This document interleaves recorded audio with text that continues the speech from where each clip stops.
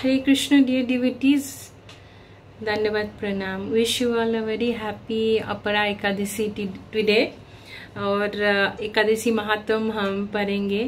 अगर कोई एकादशी ना भी करते हो तो केवल मात्र एकादशी महात्म श्रवण के द्वारा 100 गोदान का फल प्राप्त हो सकते हैं और सारे पाप धुल सकते हैं।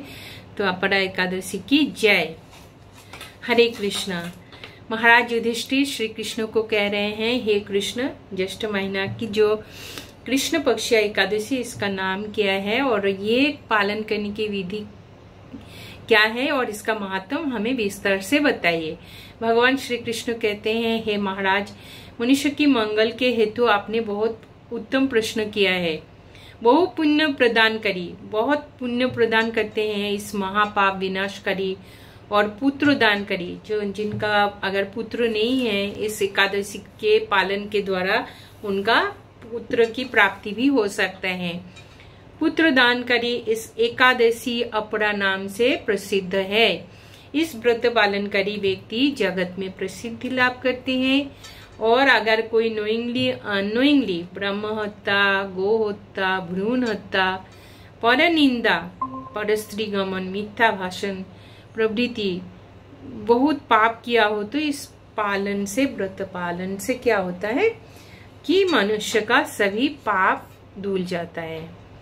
जो मिथ्या साक्ष्य, जो विटनेस देते हैं ना, झूठ अदालत में जाके झूठ विटनेस देते हैं, ओजन के विषय में छलना करते हैं और शास्त्र की मिथ्या व्याख्या प्रदान करते हैं, ज्योतिष की मिथ्या गणना और मिथ्या चिकित्सा, जो झूठ मूठ की डॉक्टर हो, सही तरह से मालूम नहीं है, लेकिन वो अगर ऐसा करते हैं तो नरक यंत्रणा भोगना पड़ता है।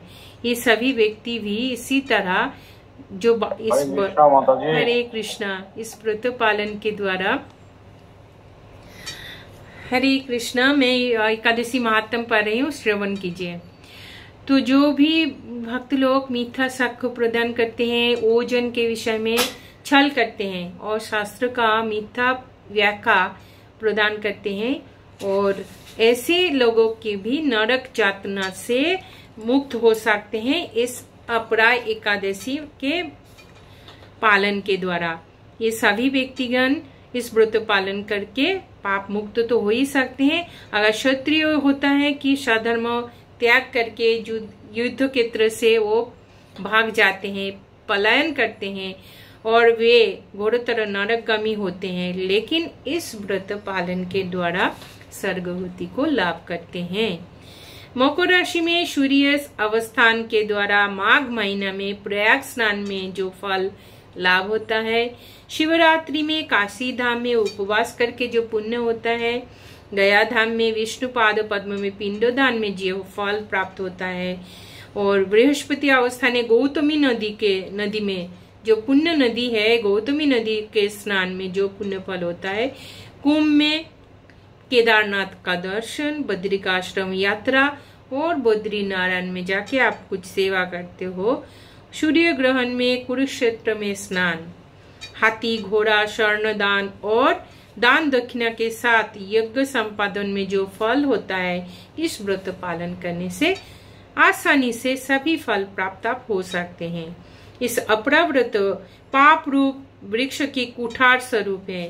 पाप रूप काष्ठ की दावाग्नि की तरह पाप रूप अंधकार की जो सूर्य सदृश है, पाप हस्ती की सिंह स्वरूप इस व्रत पालन ना करके जो व्यक्ति जीवन धारण करते हैं तो जल में बुद्ध की तरह होते हैं और उनकी जन्म और मृत्यु केवल सार होता है। बार बार जन्म लेते हैं, मृत्यु होता है, इस तरह संसार चक्र में फंसते रहते हैं।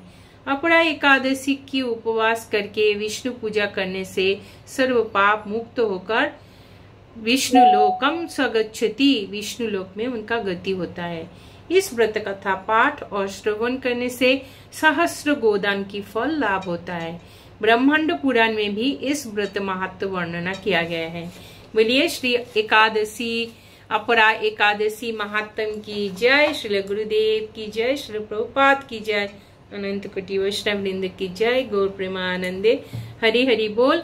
अब सभी बहुत श्रद्धा के साथ आज एकादशी व्रत पालन कीजिए। हरिवासन में भगवान का नाम कीर्तन और भागवत पाठ करिए और अपने जीवन को धन्य कीजिए। Thank you so much. Hare Hare Krishna Hare